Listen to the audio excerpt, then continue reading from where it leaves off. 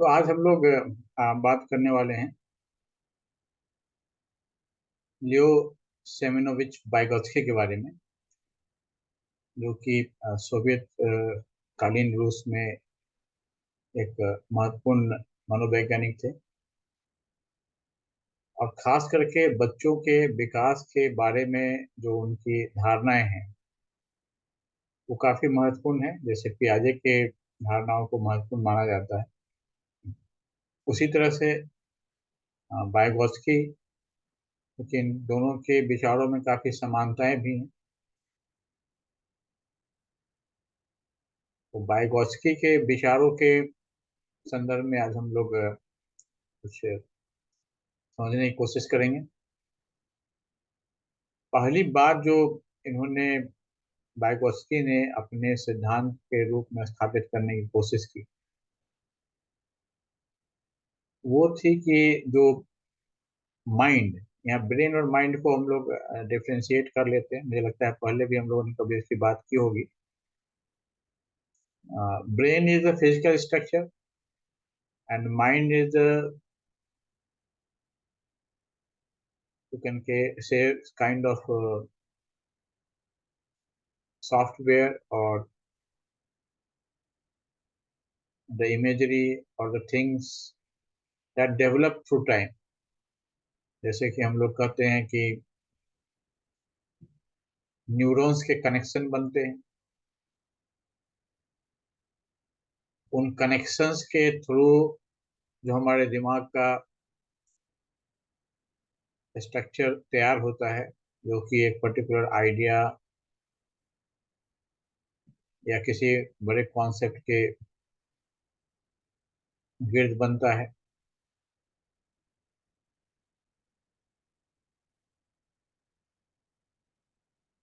तो ऐसे जो सब्टल कनेक्शंस हैं, जो कनेक्शन बदलते रहते हैं, इम्प्रूव होते हैं, नए कनेक्शंस और बड़े लेवल पर बनते जाते हैं,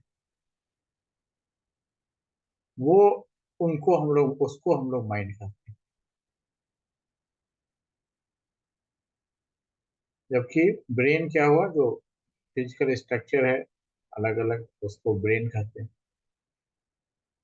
तो माइंड यानी जो ब्रेन है बच्चे के पास जन्म के साथ ही होता है, और इन कोर्स ऑफ टाइम टाइम जो है ब्रेन भी डेवलप होता है, उसका साइज बड़ा होता है। खास करके 15-16 साल तक उसका ब्रेन का साइज बढ़ता है थोड़ा, लेकिन एक समय के बाद वो फिजिकल ग्रोथ बंद हो जाता है। बट मेंटल ग्रोथ चलता रहता है। मेंटल कनेक्शंस, न्यू डेवलपमेंट्स, ये चलते रहते हैं through out the life, depending on the person. हालांकि ये माइंड के डेवलपमेंट के बारे में भी ये बात है कि ये इनिशियल फेज में काफी ज्यादा तेजी से होता है। जैसे एक नवजात शिशु, उसका 100% लर्निंग चलता है। बाद में जब पैटर्न्स ब्रेन में सेट हो जाते हैं, माइंड में सेट हो जाते हैं पैटर्न्स, तो बहुत सारी चीज़ों को हम लोग टेकन फॉर ग्रांटेड ले लेते हैं और उसको ज़्यादा ध्यान नहीं देते हैं। तो ये ब्रेन और माइंड का डिफरेंस है। और अभी हम लोग ये जानने की कोशिश कर रहे हैं कि ये माइंड एक्चुअल में होता कहाँ है। जहाँ पियाजे ने कहा कि ये mind in course of time maturity आती है। पियाजे का कॉन्सेप्ट ये था कि इन कोर्स ऑफ टाइम जो हमारा माइंड है वो मैच्योर होता है बचपन से, जैसे जैसे हम बड़े होते हैं। और वो मैच्योरिटी के फेज आने पर वो अपने आप वो चीज़ें होती है, जैसा कि हम लोगों ने पियाजे वाले डिस्कशन में देखा था कि एक उम्र के साथ, हर उम्र के पड़ाव के साथ वो नई तरह की चीज़ें आती जाती हैं। जैसे कई सारे कॉन्सेप्ट्स के बारे में उसने एक्सपेरिमेंट करके दिखाया भी था। अ, जैसे परिमाण के एक्सपेरिमेंट के बारे में, एक ही परिमाण के वस्तु को अगर दो अलग अलग शेप में डाला जाता है तो बच्चे उसको अलग अलग, या जो लंबा दिखता है, बड़ा दिखता है, उसको मान लेते हैं कि ये ज्यादा है।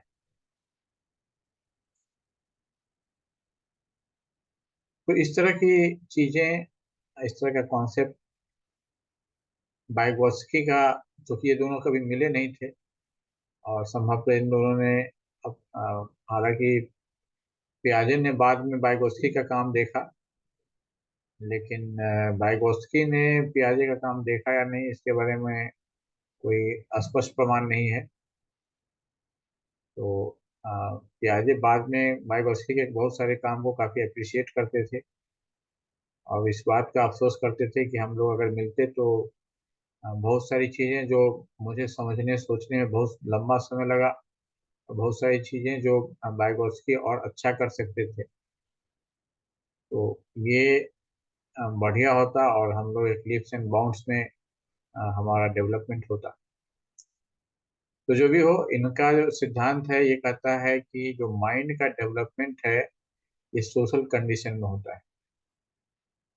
अब इस बात में बहुत ज्यादा शक करने की गुंजाइश नहीं बनती है, इसलिए कि अगर किसी बच्चे को किसी जंगल में डाल दिया जाए, जैसा कि आप भेड़िया मानव की कहानी सुनते हैं कई बार, एक्चुअल में ये केसेस देखे भी गए हैं कई सारे, जिसमें मानव के बच्चे भेड़ियों के बीच में पल जाते हैं। रेयर केस में some kind of affections the pack of wolves develop with some human child and they start developing things, तो उनका जो माइंड का डेवलपमेंट है वो भेड़ियों की तरह हो जाता है। और वो इंटरेस्टिंग केस स्टडी होते हैं, हालांकि बहुत ही एक दुर्भाग्यपूर्ण कंडीशन है। तो सोशल ओरिजिन का मतलब ये हुआ कि जिस सोसाइटी में आप रहेंगे उस सोसाइटी के हिसाब से ही आपके माइंड का डेवलपमेंट होगा। इससे ये बात स्थापित होती है कि माइंड का डेवलपमेंट इंडिपेंडेंटली मैच्योरिटी के साथ नहीं होता है, बल्कि ये सोशली नेगोशिएटेड या मेडिएटेड होता है, सोसाइटी के द्वारा मेडिएटेड होता है। और सोसाइटी में मेडिएटेड कैसे होता है? तो सोसाइटी में लैंग्वेज और दूसरे टूल्स होते हैं, कल्चरल टूल्स उसको बोलते हैं। तो वो कल्चरल टूल्स बहुत तरह के होते हैं, जैसे क्रिएटिविटी के टूल्स, बुक्स हैं, अभी तो और भी ज़्यादा चीज़ें हैं, मूवीज़ हैं, इंटरनेट पर बहुत सारी चीज़ें रहती हैं। तो इतने जितने ज़्यादा इंटरैक्शंस के साधन आपके पास हैं, टेक्नोलॉजी है, टेक्नोलॉजी का यहाँ ब्रॉड सेंस है, कोई भी काम जिसको आप आसानी से करने के लिए इस्तेमाल करते हैं, कोई भी ऐसी चीज़ जो अ, एक कॉम्प्लेक्स चीज़ को सिंप्लीफाई कर देती है या समय कम कर देती है, आसान कर देती है, उसको टेक्नोलॉजी मानते हैं। इसका मतलब एक जरूरी नहीं कि बहुत ही इलेक्ट्रॉनिक है, जैसे कुर्सी भी एक टेक्नोलॉजी है, अपने आप में एक टेक्नोलॉजी है कुर्सी। तो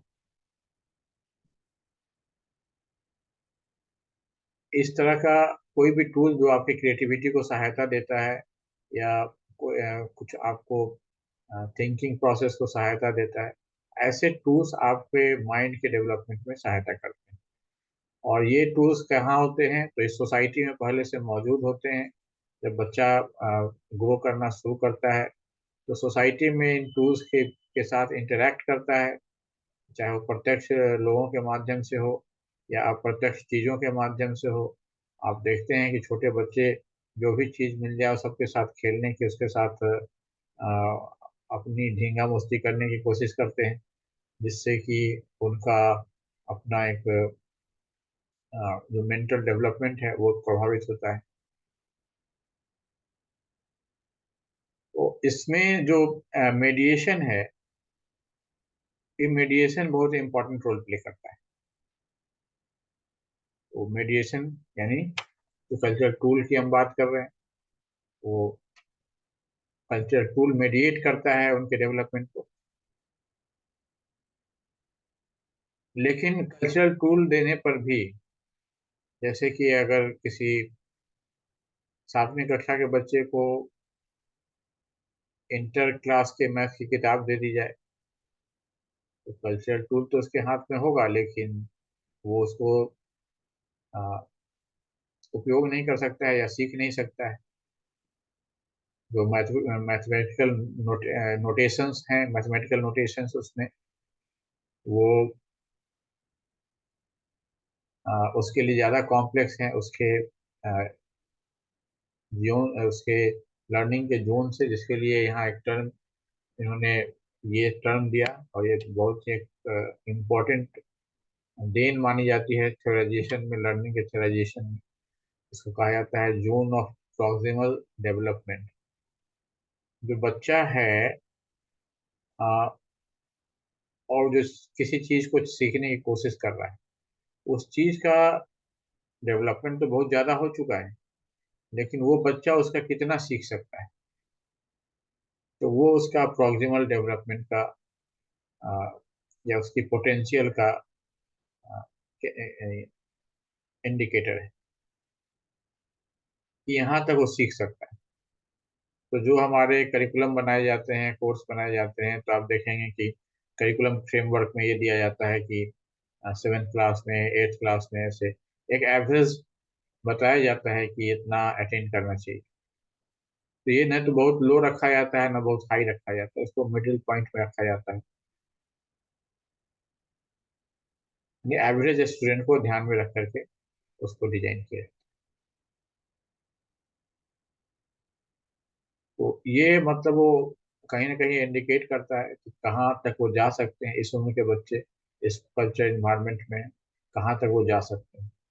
तो कहाँ तक वो जा सकते हैं, जहाँ तक उनको सपोर्ट करने के लिए, मेडिएट करने के लिए टूल उपलब्ध हो, और उनकी जो पीछे जो इंटरनलाइजेशन उन्होंने किया है या इंटीरियराइजेशन किया है, या टर्म उन्होंने यूज किया है इंटीरियराइजेशन, मतलब कि उस चीज को जितना उन्होंने अपने अंदर ग्रहण किया है, उसके हिसाब से वो सीख पाएंगे या डेवलप कर पाएंगे।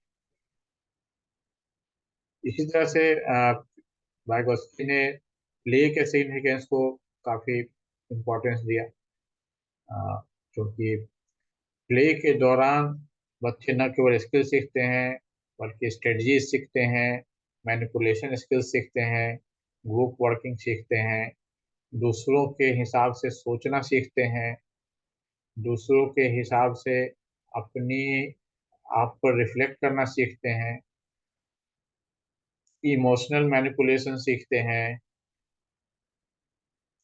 इमोशनल मैनेजमेंट सीखते हैं, और बहुत सारी चीज़ें सीखते हैं। कुछ एक चीज़ों का मैं अभी रिकॉल कर पा रहा हूँ या रिकाउंट कर पा रहा हूँ। तो प्ले जो है सो एक बहुत ही इम्पोर्टेंट पार्ट होता है इसमें। अगर कोई बच्चा कभी किसी ग्रुप में गया ही नहीं या ग्रुप में फ्रीली इंटरेक्ट नहीं किया उसमें, और एक बच्चा जो फ्रीली ग्रुप में इंटरेक्ट कर चुका है, उसमें बहुत अंतर होगा। और और ये अंतर इसलिए होगा क्योंकि कुछ एक ऐसी चीजें हैं जो कि किसी टेक्स्ट बुक से पढ़ाई नहीं जा सकती हैं।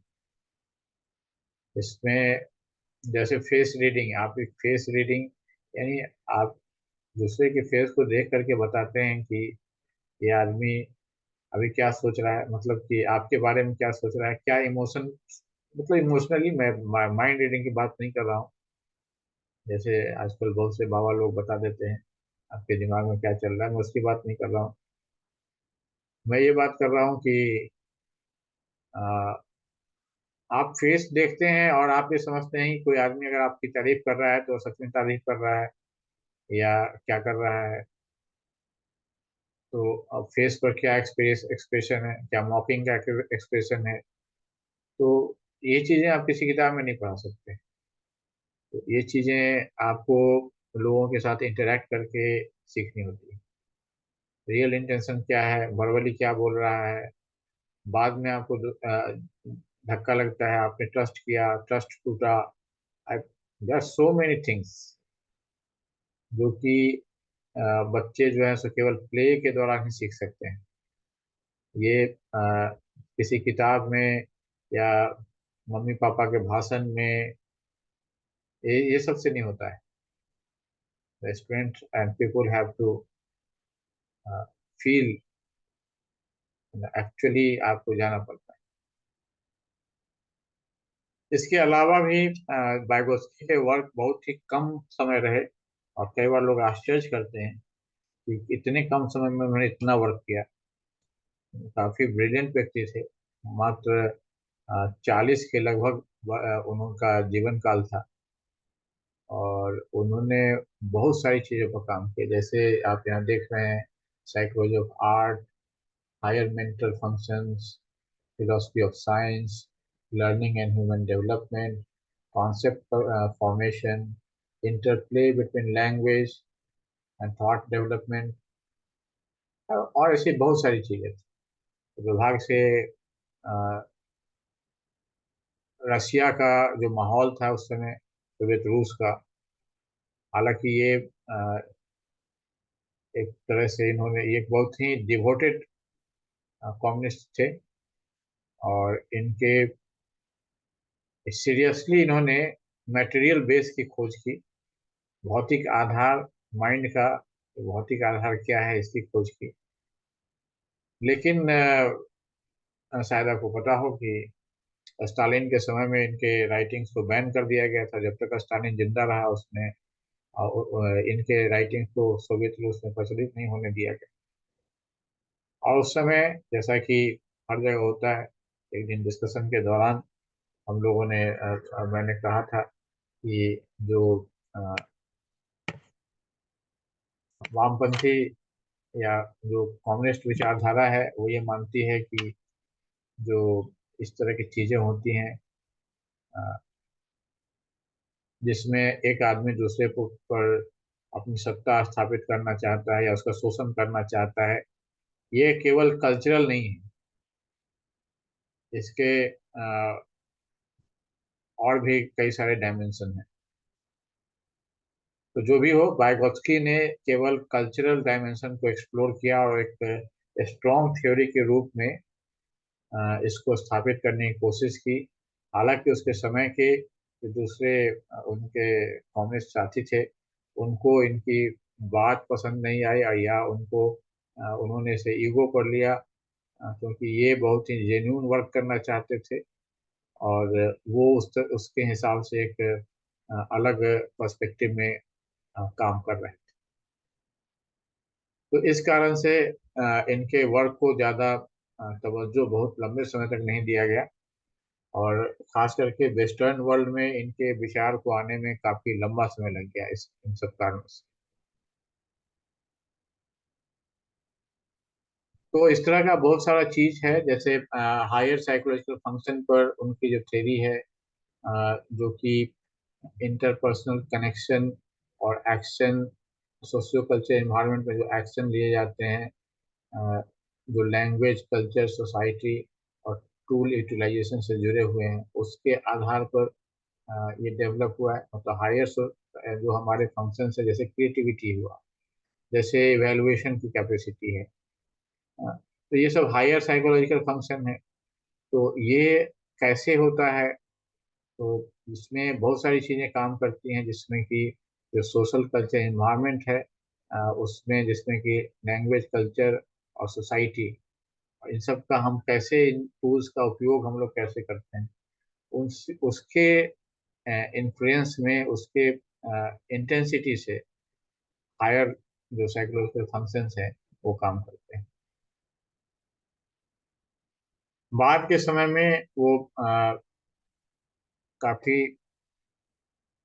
स्पिनोजा से प्रभावित हुए, और इमोशन के रोल पर भी उन्होंने काम किया। इमोशंस इमोशंस को उन्होंने माना कि emotion is not any form of mental activity और मेंटल थॉट, इसका कुछ और बेस है, और इसको भी उन्होंने एक्सप्लोर करने की कोशिश की। तो इस तरह से वो उनके उनका जो एक थ्योरेटिकल पाथ था, जैसे उनके इनर स्पीच के बारे में उन्होंने जो बातें कही, उसको माना जाता है कि एक नया रास्ता था बनस्पत की पियाजे के। जैसा कि मैंने कहा कि पियाजे जो डेवलपमेंट है माइंड का, उसको मैच्योरिटी का परिणाम मानते थे। एक तरह से जैसे कि बर्ड्स के जेनेटिक्स में घोंसला बनाने का कोड तय रहता है, इसलिए बया पक्षी अपना घोंसला सीख के बनाती है, और इसके लिए कोई स्कूल में ट्रेनिंग देनी नहीं पड़ती है, ना ही उसको अपने मम्मी पापा का घोंसला बनाना सीखना पड़ता है। इवन अगर आइसोलेटेड फॉर्म में रखा जाए, कई लोगों ने करके एक्सपेरिमेंट देखा है इसको, कि आइसोलेटेड फॉर्म में रहने, मतलब आइसोलेटेड रखने पर भी वो पक्षी का जोड़ा जब उसका समय आता है, मीटिंग का समय आता है, तो उस समय में वो खुद से ही अपना घोंसला जैसे वो बनाता है वैसे बनाने लगता है। या वो गाने, कई सिंगिंग बर्ड्स होते हैं जो मीटिंग के लिए खास तरह से कॉल करते हैं, खास तरह से सिंग करते हैं। तो ये भी उनको सीखना नहीं पड़ता है। अगर आप एकदम अलग रखा हुए बच्चे को भी अ, जब वो बड़ा होता है, जब उसका टाइम आता है, तो अपने आप वो गाने लगता है, और वो अपना ही गाता है। अगर दो तरह के सिंगिंग बर्ड्स को मिलाया जाए, तो आजकल डीएनए के खोज के बाद साइंटिस्ट अपने कुछ उल्टा पुल्टा खोज करते काम करते रहते हैं। जैसे एक के सिंगिंग जीन को आइडेंटिफाई किया, उसको दूसरे में डाल दिया, तो वो दूसरा भी उस तरह से गाने लगता है। तो एक कुछ ये जेनेटिक रूट्स हैं, उसको पहचाना जाता है। तो पियाजे का भी जो ख्याल था वो कुछ इसी तरह का था कि हमारे जीन में ही थॉट के मैचुरेशन से संबंधित कुछ चीजें होंगी। इसलिए उसने उस पर बहुत ज्यादा ध्यान नहीं दिया। उसने सिंपली कह दिया कि भाई मैचुरेशन है, उसके हिसाब से ये होगा, और उसको इसका प्रमाण भी मिल गया। जैसा हम लोग डिस्कस कर रहे थे, तो उसमें हम लोगों ने बात की थी कि एक स्टेज है, उसमें कुछ चीज़ें होंगी और कुछ चीज़ें नहीं होंगी। फिर एक और स्टेज आएगा, उसमें वो मैच्योरिटी आ जाएगी, तो वो होने लगेंगी। तो बीच में कुछ समय की, जैसे काउंटिंग के बारे में हमने कहा था कि काउंटिंग गड़बड़ हो जाती है बच्चों की, और फिर वापस आ जाती है। तो ये सब एक्सपेरिमेंट उसने देखा, और उसने कहा कि साहब हालांकि वाइगोत्स्की के थ्योरी से उसका कोई जवाब नहीं मिलता है कि आखिर ऐसा क्यों होता है। लेकिन ये भी एक अलग पर्सपेक्टिव है, जैसा कि हमने कहा कि ये सब थ्योरीज हैं। जितने भी साइंस हो या सोशल साइंस हो, जितनी भी चीजें आप देख रहे हैं, अक्सर आपको इसमें ये गुमान होता है कि अब मैं तो इसकी रियलिटी को जानती हूँ या जानता हूँ। और ऐसा नहीं है। आप केवल थ्योरी सीख रहे हैं और थ्योरी समझ रहे हैं। थ्योरी का मतलब यही है कि एक ऐसा कॉन्सेप्चुअल डिवाइस जो उस चीज के बारे में आपको एक ऐसा टूल दे देता है जिससे उसको आप कुछ मैनिपुलेट कर सकते हैं। लेकिन ये जरा भी नहीं सोचिए कि जैसा आपने कॉन्सेप्चुअल कंस्ट्रक्ट किया है उसका एक्चुअल में वो ऐसा होगा। ऐसा नहीं। इतना ही है कि अ, आपने एक ऐसा डिवाइस डेवलप कर लिया है जिसका परिणाम बहुत कुछ उससे मिलता जुलता है जो एक्चुअल में परिणाम निकलता है। इतना ही है। तो हालांकि हम लोग उसको मैचुरेशन उसकी ओर बढ़ने की कोशिश करते हैं कि एक्चुअल को हम लोग रियल टाइम उसको कर सकें। तो लेकिन ये सब थ्योरी का मैचुरेशन है, रियलिटी का एप्रोप्रिएशन नहीं है। मैं फिर से रिपीट करता हूँ, थ्योरी का मैचुरेशन है, रियलिटी का एप्रोप्रिएशन नहीं है। ठीक है। हालांकि गणित में ये बात मानी जाती है कि बहुत कुछ हम लोग एप्रोप्रिएट करते हैं प्रोसेस को, लेकिन बहुत सारे लोग इससे सहमत नहीं है कि नहीं, ऐसा कुछ नहीं है।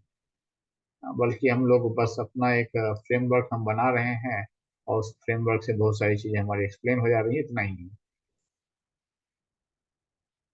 तो ये सब चीजें हैं। हम लोग अब इसको थोड़ा विस्तार से, इनके जो मेन थेरीज थे उसको हम लोग देखें। और इनके जो थेरीज हैं उसको हम लोग कल्चरल हिस्टोरिकल थेरी कहते हैं। अब ये कल्चरल हिस्टोरिकल थ्योरी आप ऑलरेडी समझ गए होंगे कि इसका और कुछ नाम दूसरा अच्छा हो नहीं सकता है, क्योंकि इन्होंने माइंड का ओरिजिन ही ये मान लिया कि वो कल्चर में होगा, और उसका डेवलपमेंट की एक हिस्ट्री होगी। हर बच्चे के डेवलपमेंट की एक यूनिक हिस्ट्री होगी। हर बच्चे के डेवलपमेंट कोई कॉमन हिस्ट्री नहीं होगी, यूनिक हिस्ट्री होगी। क्योंकि वो कल्चर इन्वायरमेंट पे रहेगा, उसमें रिएक्ट करेगा। और आप कभी भी उस हिस्ट्री को पूरी तरह से पकड़ नहीं सकते हैं, पूरी तरह से कैप्चर नहीं कर सकते, बट थोड़े बहुत आप अनुमान लगा सकते हैं। तो इनका जो माइंड का थ्योरी है, ये किसी जेनेटिक या किसी बायोलॉजिकल चीज पर नहीं डिपेंड करता है, और ये पूरी तरह पर कल्चर के आधार पर अपना थ्योरी निर्मित करता है। तो इनके सिद्धांत के द्वारा हम लोग ह्यूमन के मेंटल, कॉग्निटिव और फिजिकल फंक्शन के बारे में अपने अंडरस्टैंडिंग में काफी हमारा परिवर्तन आया। जो हम पहले जो चीजें सोचते थे उसके हिसाब से काफी कुछ उसमें परिवर्तन आता है। और जो सबसे ज्यादा इम्पोर्टेंट चीज इसमें आती है, जो कल्चरल डेवलपमेंट, जो बच्चे का जो, जो बच्चा कौन क्या सीख पाएगा, कितने किस हद तक सीख पाएगा, वो एक उसके dynamic history of cultural development इस पर निर्भर करता है।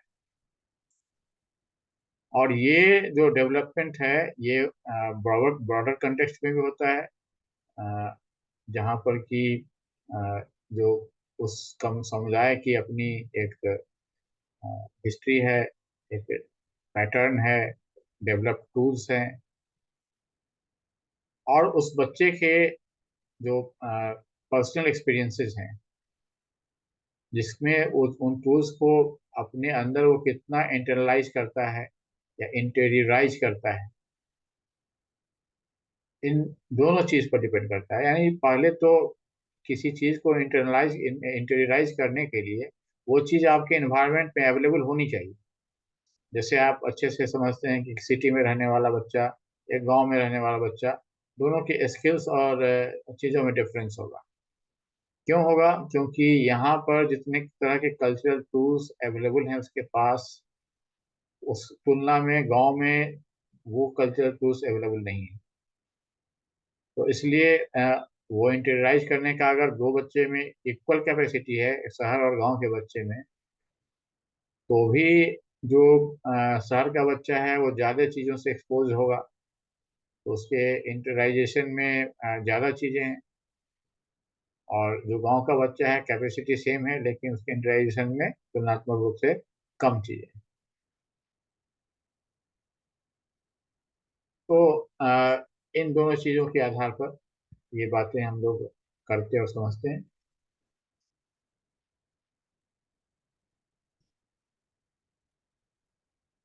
तो पारंपरिक रूप से जो विश्वास किया जाता था कि जो इंडिविजुअल्स हैं उनका, कि जिस तरह से सोसाइटी में डेवलपमेंट होगा या रिवॉल्यूशन होगा, वो एक तरह से प्री डिफाइंड है। यानी अब जैसे मैंने अभी उदाहरण दिया कि गांव में रहने वाला बच्चा या एक शहर में रहने वाला बच्चा, ये अलग अलग तरह से डेवलप होगा, और उसका एक तरह से कह सकते हैं कि प्री डिफाइंड होगा। लेकिन जब बायगॉस्की की बात आती है, तो वो सोशल रिल्म को ज़्यादा सिग्निफिकेंस देते हैं, और ये तय करते हैं कि जो सोशल रिलेशन उस बच्चे का बन रहा है, जिस तरह से वो बच्चा इंटरेक्ट कर पा रहा है, वो चीज़ इंपॉर्टेंट है।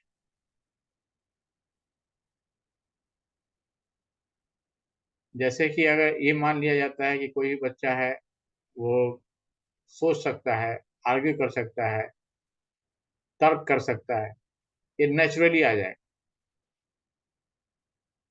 और जब वो ये सब चीज़ें कर सकता है, इसलिए वो उसका आ, दूसरे के साथ क्लैश होता है, दूसरों के साथ झगड़ा होता है, क्योंकि उसका अपना एक पर्सपेक्टिव है और दूसरे व्यक्ति का एक दूसरा पर्सपेक्टिव है।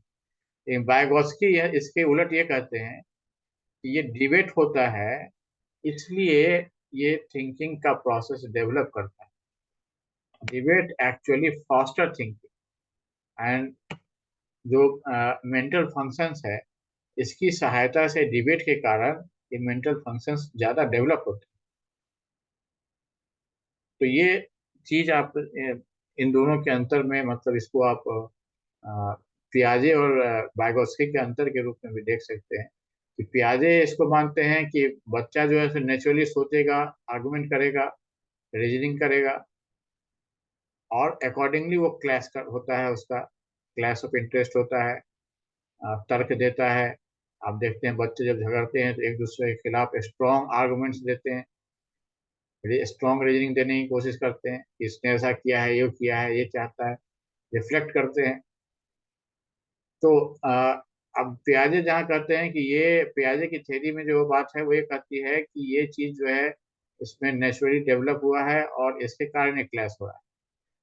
अब वाइगोत्स्की इसको उल्टा उलट देते हैं, वो कहते हैं कि ये क्लैशेज होते हैं इसलिए डेवलप करता है, क्योंकि आपके ऊपर ये फोर्स पड़ता है बच्चे के ऊपर कि आप को ये तर्क देना है, आपको अपने आप को प्रोटेक्ट करना है, या अपने आप को सेव करना है, या अपने आप को जस्टिफाई करना है। तो बहुत सारे कंडीशन है। तो आप थिंकिंग करते हैं, और थिंकिंग करने के कारण क्या होता है कि आपका जो मेंटल प्रोसेस है और डीप होता है, और मेंटल फंक्शन जो है सो ज़्यादा बढ़ता है, और नए कनेक्शंस बनते हैं। तो इस तरह से वाइगोत्स्की ने लोअर और हायर मेंटल फंक्शन का कॉन्सेप्ट इंट्रोड्यूस किया, और अ, उसने इस चीज को कहा कि जो सोशल इंटरेक्शन है वो उसके कारण, सोशल इंटरेक्शन के कारण ही जो हायर लेवल के थिंकिंग प्रोसेस डेवलप होते हैं, और उसका जो कॉम्प्लेक्स कॉम्प्लेक्स स्ट्रक्चर है वो सामने आता है।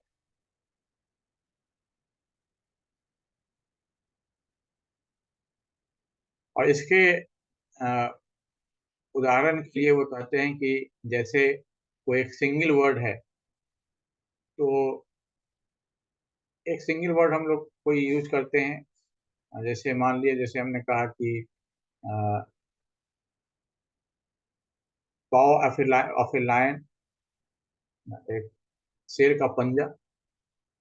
अगर हमने उसको शेर का पंजा दिखाया तो पंजा केवल देख करके पूरे शेर का कॉन्सेप्ट बच्चे के दिमाग में आ जाता है। या एक वर्ड बोलते हैं रोर, तो उससे भी शेर का कॉन्सेप्ट आ जाता है। तो अब ये कॉन्सेप्ट कब आएगा? जब अ, बच्चे के एक्सपीरियंस में पहले से वो वर्ड हो, बच्चा उस वर्ड से परिचित हो। तो वर्ड से परिचित कब होगा? जब किसी कॉन्टेक्स्ट में, किसी डिस्कशन में ये शेर की चर्चा हुई हो, किसी कल्चरल टूल के द्वारा वो शेर और उसके रोरिंग के बारे में जानता हो, रोरिंग वर्ड से परिचित हो, उसने कहानी सुनी हो जिसमें रोरिंग का वर्ड का इस्तेमाल हुआ हो, और उसको पता हो roaring is the name of the sound of A line. तो ये सब चीजें एक पर्सनल कॉन्टेक्स्ट है, और उसके उसके आधार पर उसका मीनिंग है, और उस तरह से वो आ, उसको समझने की कोशिश करता है।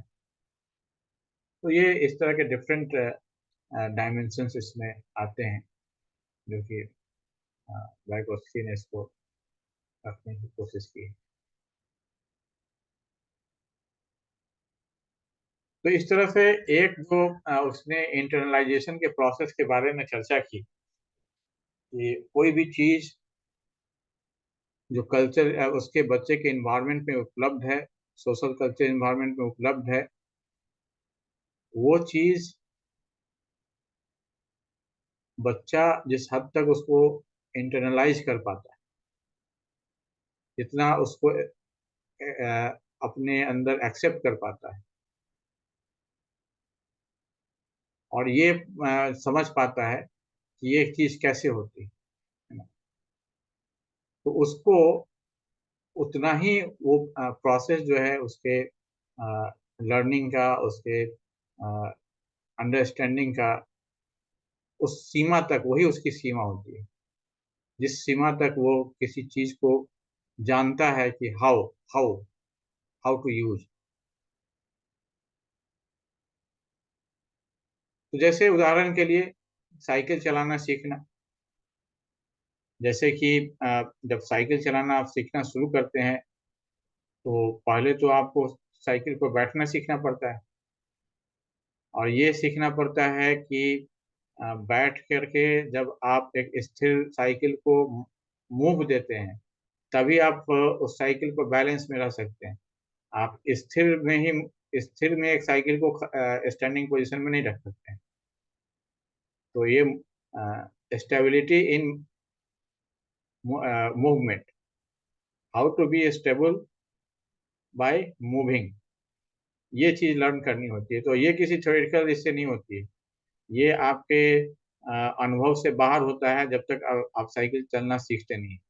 एक बार आप जब सीख जाते हैं तो उसके बाद आप प्रैक्टिस के बाद बार बार ट्राई करके तो आप फिर धीरे धीरे आप उस कला को सीख लेते हैं, तो फिर आपके लिए एक नेचुरल चीज हो जाती है, आप आसानी से साइकिल का इस्तेमाल कर लेते हैं।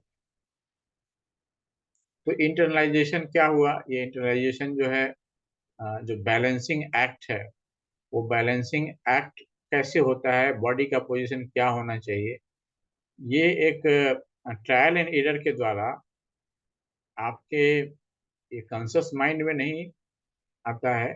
ये एक तरह का सबकॉन्शियस लेवल का बैलेंसिंग। सबकॉन्शियस माइंड को ये पता होता है कि अ, कैसे बैलेंस में आया जाए। और वो पता कैसे करता है? तो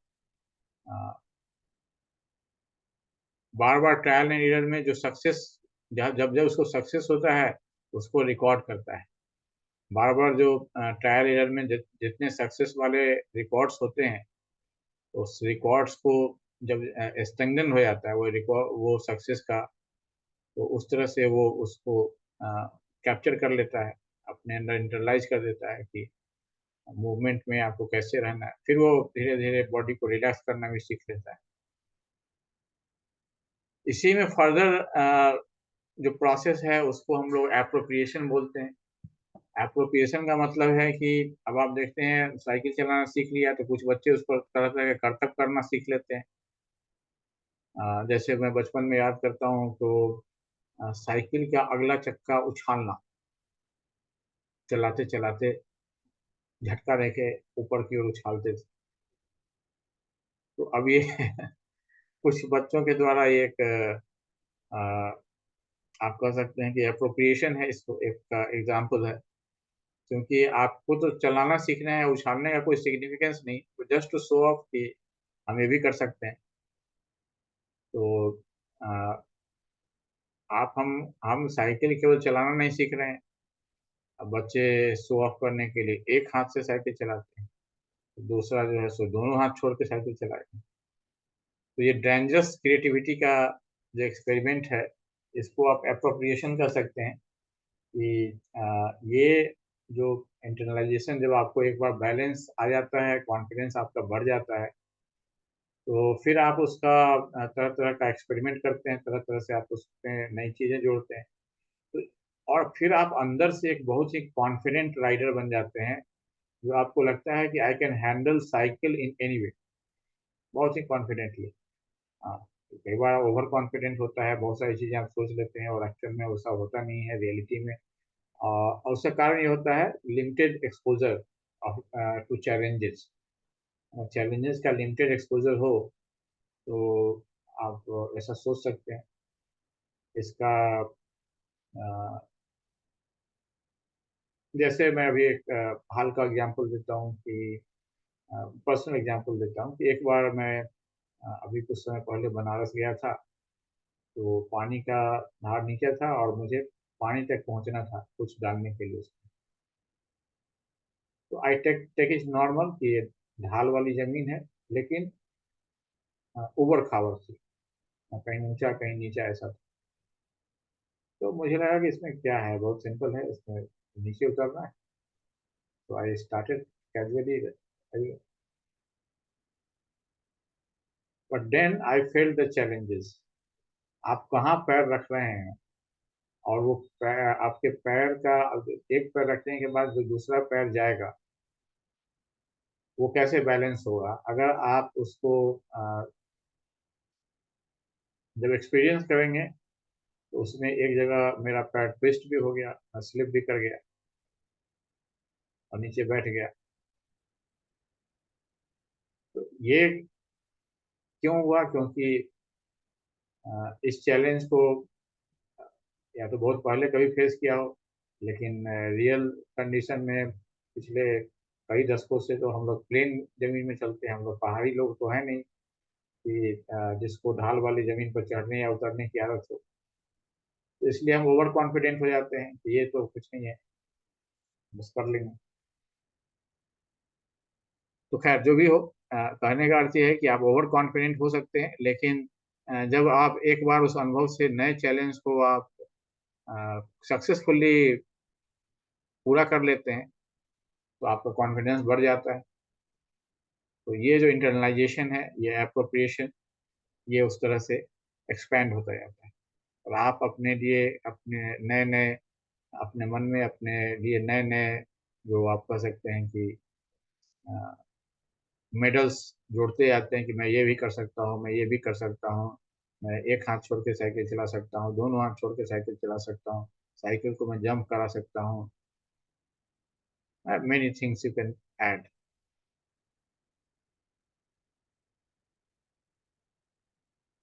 तो ये कल्चरल मेडिएशन और इंटरनलाइजेशन का जो प्रोसेस है उसकी बात थी। अब हम समझने की कोशिश करते हैं कि जो जोन ऑफ प्रॉक्सिमल डेवलपमेंट का कॉन्सेप्ट था, ये भी एक बहुत ही इम्पोर्टेंट कॉन्सेप्ट माना जाता है, जिसमें जो लर्नर है वो इंडिपेंडेंटली क्या अचीव कर सकता है, और जो एक नॉलेजेबल पर्सन अगर उस पर अवेलेबल हो तो वो क्या अचीव कर सकता है। इसका डिफरेंस इसमें, इसी डिफरेंस को जोन ऑफ प्रॉक्सिमल डेवलपमेंट का। अब इंडिपेंडेंटली लर्न करने का मतलब हुआ कि जैसे इन्हीं का एग्जाम्पल पियाजे ने कमेंट में किया कि अगर हम लोग मिलते तो जिस चीज को समझने में मैंने 20 साल लगा दिए, वो उस समय में मुझे पता ही नहीं था, और उस समय में उन्होंने उसको सोच रखा था, उस पर काम किया था। तो आप इसको कह सकते हैं कि पियाजे का जो जोन ऑफ प्रॉक्सिमल डेवलपमेंट है, तो वो अगर वो वाइगोत्स्की से मिलते, जो कि किसी पर्टिकुलर फील्ड में मोर नॉलेजेबल अदर है, यहाँ हम देख रहे हैं टर्म मोर नॉलेजेबल अदर, एक ऐसा दूसरा व्यक्ति जिसके पास ज्यादा नॉलेज है। तो अगर ये दोनों मिल जाते तो पियाजे ने सेल्फ लर्निंग में जो 20 साल लगाए वो तुरंत खत्म हो जाता, वो तुरंत उसको उसके नॉलेज में आ जाता। तो फिर उसके आगे का काम करते उनका उतना समय बच जाता।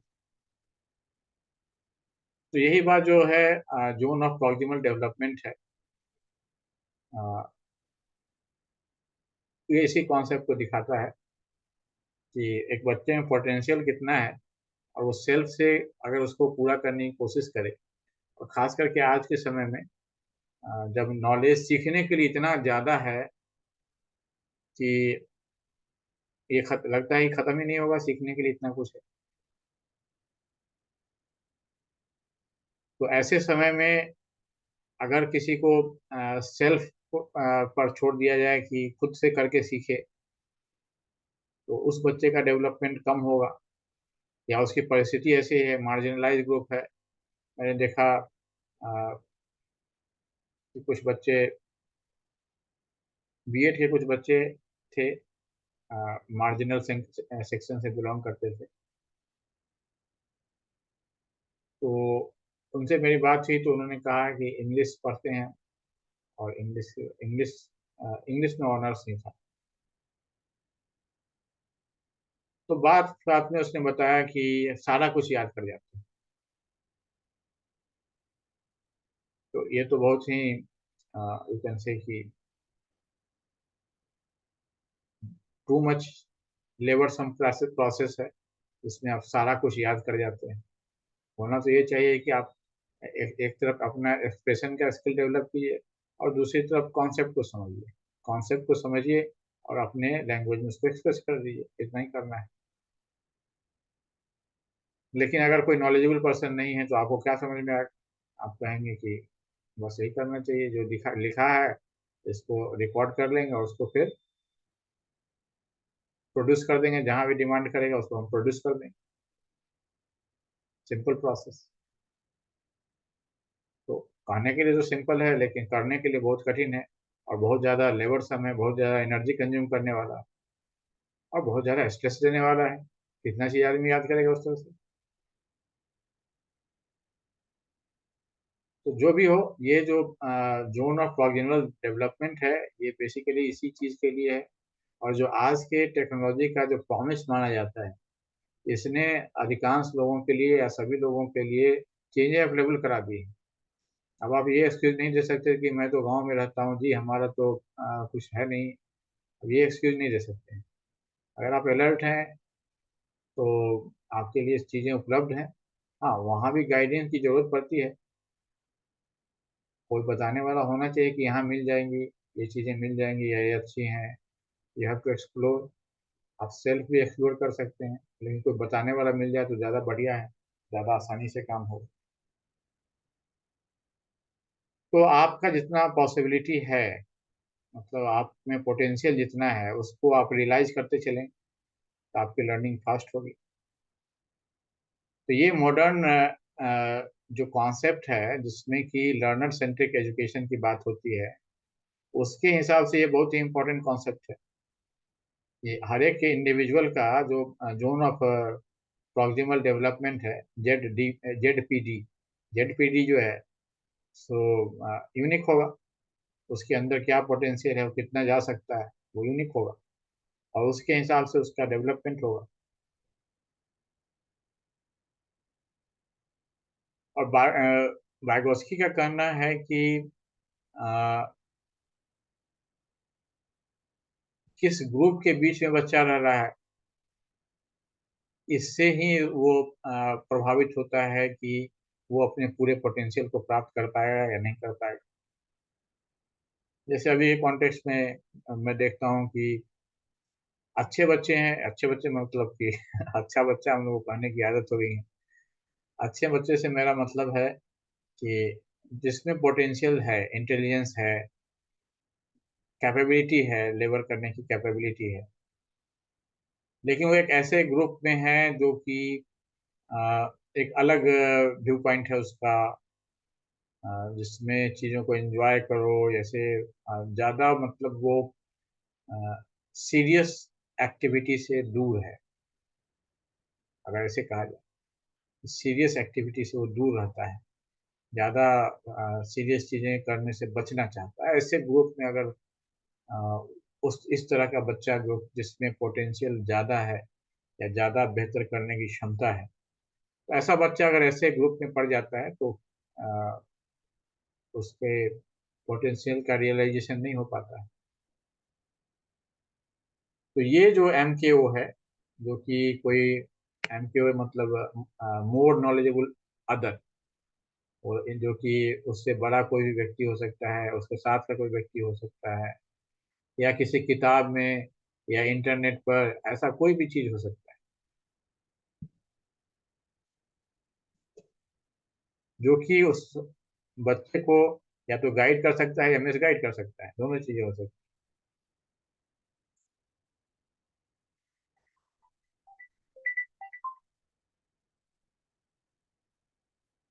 तो बायगॉस्की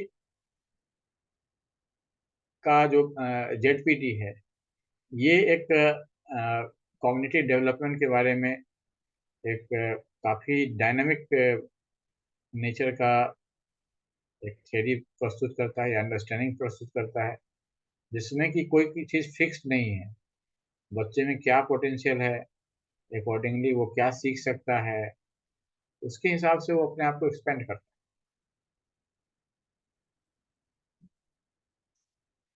इसी तरह से जो थिंकिंग एंड स्पीच का धारणा, जैसे हम लोगों ने ऊपर चर्चा की, इनर स्पीच की, तो इनर स्पीच आप बच्चों में देखते हैं कि छोटे बच्चे आप अपने खुद से ही बात करते हैं। एक खास एज में बच्चे खुद से ही बात करते हैं। तो पियाजे के बच्चे भी आप खुद से बात करते होंगे। उसने अपने 3 बच्चों में ये प्रॉपर्टी देखी, ये चीज देखा। तो उसने कहा कि भाई ये खास एज आता है तो ये खुद से बात करने लगते हैं। और ईगो सेंट्रिक टॉक, इसको उसने नाम दिया कि ईगो सेंट्रिक टॉक है। अब ये ईगो सेंट्रिक टॉक जो है वो उसने कहा कि एक मैच्योरिटी का स्टेज उनका आया है, ईगो सेंट्रिक टॉक शुरू हुआ है। और यही इन कोर्स ऑफ टाइम जो है इसका इंटरनलाइजेशन हो जाएगा ना, ये इंटरनलाइजेशन हो जाएगा और उनका मेंटल थॉट या इनर स्पीच बन जाएगा। ये बच्चे जो बोल रहे हैं अभी जोर से, they are talking to themselves. तो ये अभी बच्चे हैं तो इसलिए टॉकिंग टू देमसेल्फ है।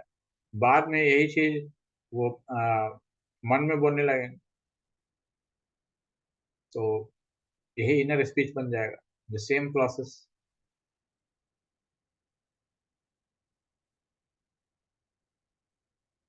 तो ये जब बायगोस्की की बात आई तो ये तो उनका कॉन्सेप्ट था कि अ, जैसे मैच्योरिटी आएगी तो ये अपने आप से अंदर चला जाएगा।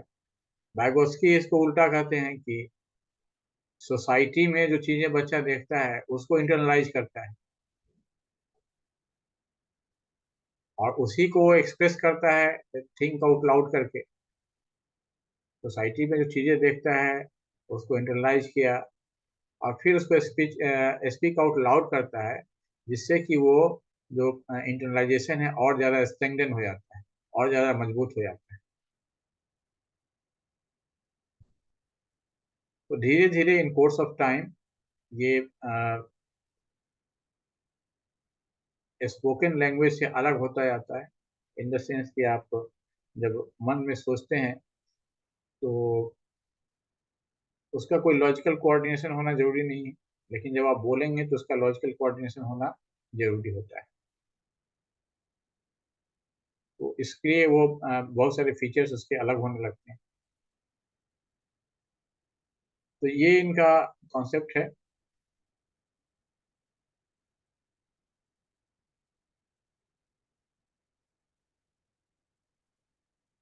तो बायवर्सी ने ये कहा कि थॉट जो है, लॉन्ग टर्म चेंजेस जो बच्चे के इंटरनलाइजेशन के द्वारा बच्चे के अंदर आ रहे हैं लॉन्ग टर्म, उससे ही उसके थॉट्स का निर्माण हो रहा है।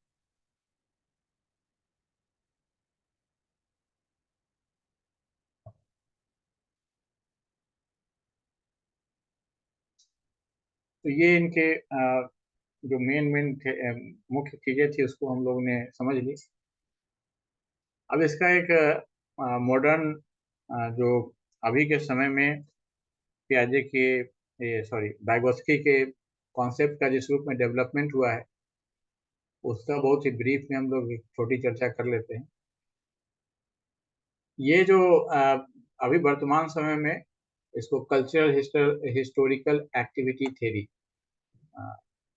कल्चरल हिस्टोरिकल थ्योरी हमने देखा था, बाइगोस्की की थ्योरी का नाम था। अब इसी को कल्चरल हिस्टोरिकल एक्टिविटी थ्योरी कहा जाता है, जिसमें कि माइंड एंड एक्टिविटी के बीच के रिलेशन को समझा जाता है। तो ये जो चैट थ्योरी है ये कई स्टेज में डेवलप हुआ। अभी थर्ड स्टेज कहा जाता है, बल्कि फोर्थ स्टेज के की भी बात कई लोग करते हैं, लेकिन हम लोगों ने 3 स्टेज की बात की है। फर्स्ट स्टेज इनका इसका बायोगोसी से शुरू होता है और सेकेंड स्टेज इसका लियोन्टिव, जो कि उनके एक स्टूडेंट थे बहुत लंबे समय तक, जब तक वो बैंड था रसिया में अस्तारिन के अंदर, तो उसका एक अपना एक क्लोज स्टूडेंट्स का ग्रुप था। वो धीरे धीरे चीज़ों को डेवलप कर रहा था। उसमें ये लियंटिव थे या लियोनटिएव, जो पता नहीं रशियन प्रोनाउंसिएशन कैसे करते होंगे इसको, लियोनटिएव कहते होंगे मेरे ख्याल से। तो ये लियोनटिएव जो थे वो उसका सेकेंड स्टेज तक उसको लेके गए थे। और 1990 के दशक से ये काफ़ी इस पर लोग अटेंशन दे रहे हैं, इस थ्योरी पर। और जो ह्यूमन माइंड, थॉट्स और इमोशन और एक्टिविटी और उसके परिणाम स्वरूप होने वाले दूसरे बिहेवियर, इन सारी चीज़ों को इसमें काउंट किया जाता है या लिया जाता है। अब इसमें तीन मुख्य चीज़ें हैं। एक तो कलेक्टिव एक्शन, ये जैसा कि हमने पहले ही पियाजे की बात कही, तो पियाजे ने साफ कहा था कि भाई जो कुछ भी होगा सोसाइटी के बीच में होगा, क्योंकि कल्चरल टूल सोसाइटी के पास है। सोसाइटी रहेगी तो कल्चरल टूल बच्चे को अवेलेबल होगा, नहीं तो होगा ही नहीं। तो कलेक्टिव एक्शन हुआ, टूल्स का यूज सीखना पड़ेगा और उसको अपने हिसाब से बच्चा अडेप्ट करेगा। जरूरी नहीं हमेशा अडॉप्ट करे, ज़्यादातर अडेप्ट करता है। फिर कम्युनिटी के बीच में अ, जो डिस्कशन डिबेट होगा उससे वो इम्प्रूव करेगा। तो आप जैसे कोई एक आप कहते हैं अच्छा स्कूल, कम अच्छा स्कूल, एक स्कूल है जहाँ पर चीज़ों पर डिस्कशन होता है, डिबेट होता है, तो जाहिर वहाँ ये बढ़ती है। तो एक कम्युनिटी एक इम्पोर्टेंट रोल है। कलेक्टिव एक्शन तो इस रूप में है कि उसके सामने चीज़ें घटित हो रही हैं, सारी चीज़ें हैं, अवेलेबल हैं, लेकिन जब वो इंडिविजुअली उस चीज़ को इंटरनलाइज करके और एक्सप्रेस करता है, चैलेंज करता है, चैलेंजेस फेस करता है, तो वो कम्युनिटी उसके पास होनी चाहिए। ये तीन चीज़ें हैं इसके अंदर। तो बायगोस्की से इसका फर्स्ट जनरेशन शुरू हुआ, जिसमें ये जेड पी डी की, जिसकी हमने चर्चा की, उसका कॉन्सेप्ट उन्होंने दिया। उसके बाद लियनटिएव ने जो सेकेंड जनरेशन था उसको उसने और इम्प्रूव किया, और उसने इस बात पर जोर दिया कि जो कलेक्टिव और मोटिवेटेड एक्टिविटी हैं और जो रूल्स बच्चा सीखता है उसको एनालाइज करके सीखता है कि ये चीज़ कैसे हुई होगी, या कोई चीज़ अगर हम कर पा रहे हैं तो कैसे कर पा रहे हैं। और फिर डिवीजन ऑफ लेबर, ये काम मेरा है और ये काम मेरा नहीं है, तो जो काम मेरा है उस पर ज़्यादा अटेंशन दिया देते हैं, और जिस काम को मेरा मेरा नहीं मानते हैं उस पर कम अटेंशन देते हैं। ये चीज़ बहुत इंपॉर्टेंट है आज के कॉन्टेक्स्ट में, क्योंकि टाइम लिमिट होता है। आप लर्निंग का पीरियड अगर मान लें तो आइडियली अगर देखा जाए तो फॉर्मल लर्निंग का पीरियड सरकार ने निर्धारित किया है कि छः से, या आजकल तो अर्ली चाइल्डहुड लर्निंग करते हैं तो 2.5 साल से मान लेते हैं, तो 2.5 साल से शुरू होता है। और फिर एक उम्र है जिसके बाद आपसे एक्सपेक्ट किया जाता है कि अब आपका लर्निंग के साथ साथ वर्क का पीरियड है, या फुल टाइम लर्नर का टाइम खत्म हो गया। तो उसके हिसाब से उस चीज़ में किस चीज़ पर आप फोकस करना चाहते हैं, क्या आपका चॉइस है, उसके हिसाब से आपको अपना एरिया फिक्स कर लेना होता है। इसी बीच में कभी आपको अपना एक सेट कर लेना होता है और क्विक सक्सेस, जल्दी में सक्सेस को मिले इसके लिए। अदरवाइज आपके पास तो जब तक जीवित हैं तब तक समय है। तो इसलिए ये कॉन्सेप्ट जो है सो उस हिसाब से इम्पोर्टेंट हो जाता है कि इसको जो चीज़ें कलेक्टिव वे में हो रही हैं उस पर फोकस को शिफ्ट करना, और किस प्रकार से उस कल्चर में चीज़ें प्रैक्टिस की जा रही हैं, इसका इंटरनलाइजेशन। तो इससे इसमें ये बात भी नहीं होती है कि जैसे एक ही चीज़ को कई लोग करते हैं। जैसे पेंटिंग, एक उदाहरण दे देते हैं। पेंटिंग करना, अब पेंटिंग तो हर बच्चे को सिखाया जाता है स्कूल में, और उसमें एक बच्चा जो है उसको ज़्यादा अच्छा इंटरनलाइज करता है, वो अच्छे पेंटिंग्स बना लेता है। तो पेंटिंग में जो बेसिक बात कही जाती है, कीननेस ऑफ ऑब्जर्वेशन, कितना ध्यान से आप चीज़ों को देखते हैं उसी पर आपके पेंटिंग का स्किल डिपेंड करेगा, क्योंकि जब आप पेंट करेंगे तो उस माइन्यूट ऑब्जर्वेशन को आप वहाँ उतारने की कोशिश करेंगे। फिर टेक्निक सीखने की बात भी होती है कि किस टेक्निक से उसको कॉपी कर सकते हैं, उतार सकते हैं। टेक्निक भी इम्पोर्टेंट होता है। तो इंडिविजुअल एक्शन इसी से अलग अलग बच्चे में अलग अलग हो गया कि उसने कितना कीनली ऑब्जर्व किया, कितने अच्छे से उसने टेक्निक को इंटरनलाइज किया, इससे वो अलग अलग हो गया। तो कलेक्टिव एक्टिविटी है पेंटिंग। टीचर जो सिखा रहा है बहुत अच्छा पेंटर है और सारे बच्चे सीख रहे हैं, लेकिन उसमें जो हर एक इंडिविजुअल बच्चा होगा उसका उसमें उसमें अंतर होगा। इंडिविजुअली और कलेक्टिव एक्टिविटी, इन दोनों में अंतर है। कलेक्टिव एक्टिविटी एक आइडियल को लेकर चल रही है कि सारे बच्चे अच्छा पेंट कर सकते हैं, लेकिन इंडिविजुअली ये डिफर करेगा। तो इसी चीज को जो लियंटिएव हैं इसको हाईलाइट करते हैं। अब ये तीसरे व्यक्ति हैं। अब ये पहले वर्ण का को क्या इनका नाम पर मुझे नहीं पता। इंगस्ट्रॉम, इंगस्ट्रॉम, इर्गो इंगस्ट्रॉम, शायद उसका प्रोनाउंसिएशन होना चाहिए। तो ये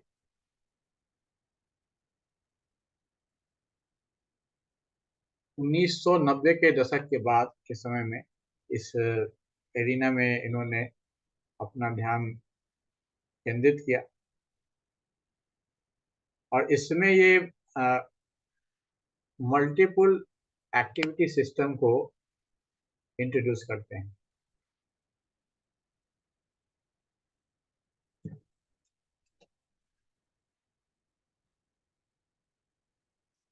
क्योंकि जैसे जैसे अभी के समय में जो सोशल मीडिया और बहुत सारी चीज़ें अवेलेबल हैं,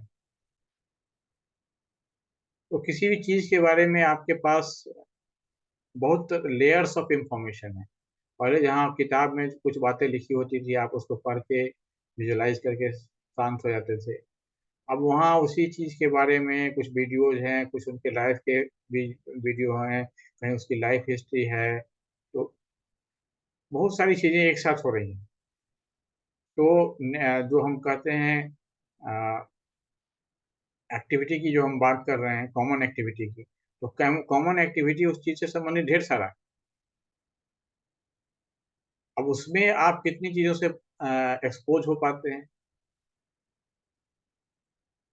उसके हिसाब से जो इंडिविजुअल्स हैं वो अलग अलग तरह के सिचुएशन में अपने नीड के हिसाब से सेलेक्ट करते हैं। Otherwise it is not possible. आपको किसी एक चीज पर रिसर्च नहीं करना है, किसी बच्चे को भी तो उसको ढेर सारी चीजें करनी है, तो he has to be selective.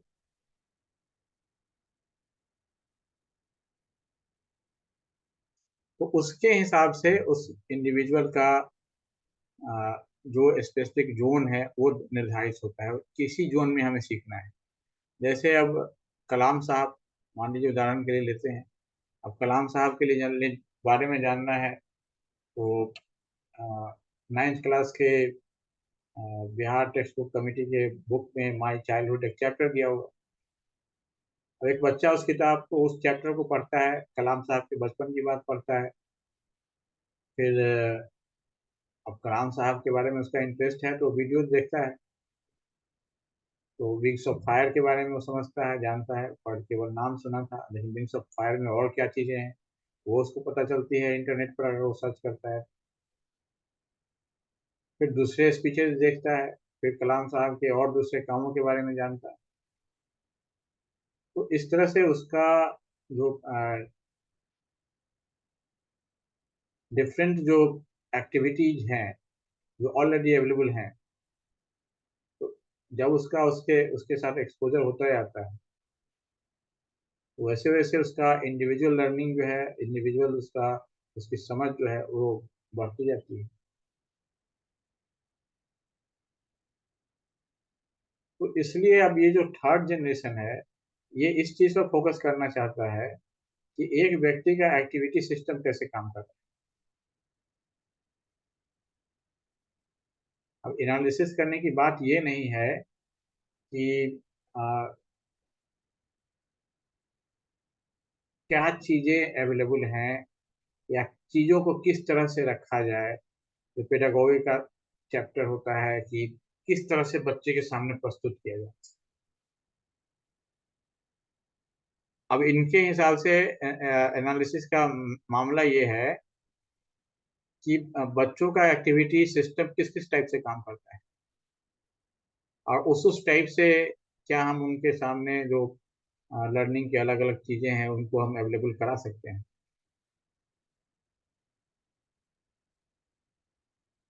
तो ये एक तीसरा जनरेशन है।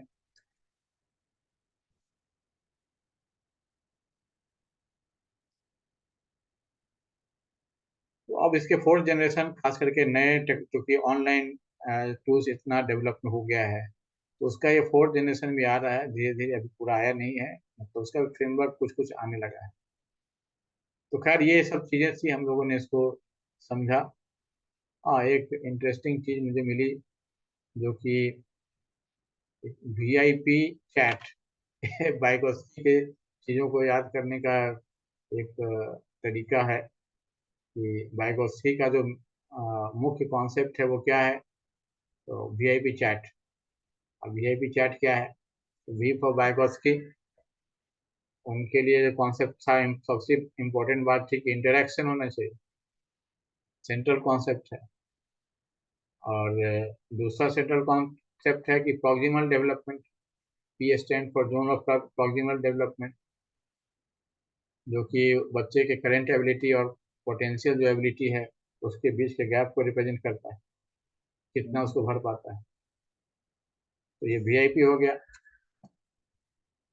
उसी तरह से जो इसका आगे का पार्ट है कि कल्चरल हिस्टोरिकल जो उनका कॉन्सेप्ट है वो कल्चरल हिस्टोरिकल है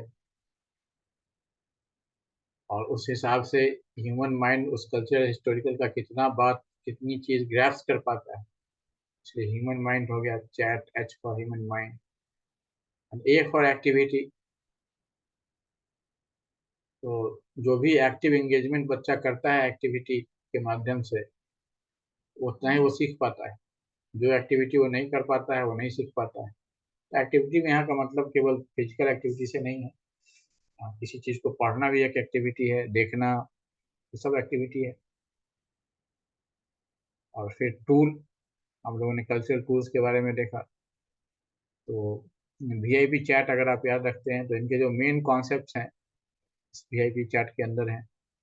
तो इस रूप में भी आप इसको देख सकते हैं। तो एक निमोनिक टेक्निक है जिसमें वाइगोत्स्की के मेन कॉन्सेप्ट नीट है। तो इस तरह से आज हम लोगों ने वाइगोत्स्की के जो इम्पोर्टेंट कॉन्सेप्ट है उसके बारे में बात की। हमने देखा कि वाइगोत्स्की ने लर्निंग को सोसाइटी के बीच की एक चीज माना है और माइंड के बच्चों के मेंटल डेवलपमेंट को सोसाइटी का के मेडिएशन से हुआ एक ऐसा प्रोसेस माना है जिसमें सोसाइटी में जो चीज़ें अवेलेबल हैं उसका एक हिस्सा बच्चा इंटरनलाइज करता है और इसी इंटरनलाइजेशन के प्रोसेस के द्वारा उसका डेवलपमेंट होता है। और इसके कुछ इम्पोर्टेंट जो कॉन्सेप्ट दिए वाइगोत्स्की ने जैसे उन्होंने प्रॉक्सिमल डेवलपमेंट जोन की बात कही। वो जो कि बच्चे के पोटेंशियल को रिप्रेजेंट करता है कि उसमें क्षमता कितनी है और एक्चुअल में वो कितना कर पा रहा है। उसी तरह से उन्होंने कल्चरल टूल्स को आइडेंटिफाई किया जिन टूल्स के माध्यम से बच्चे सोसाइटी में एक्टिव होते हैं और काम करते हैं। तो ये सब कॉन्सेप्ट्स हम लोगों ने देखा। अब कोई सवाल आपको हो तो आप पूछ सकते हैं।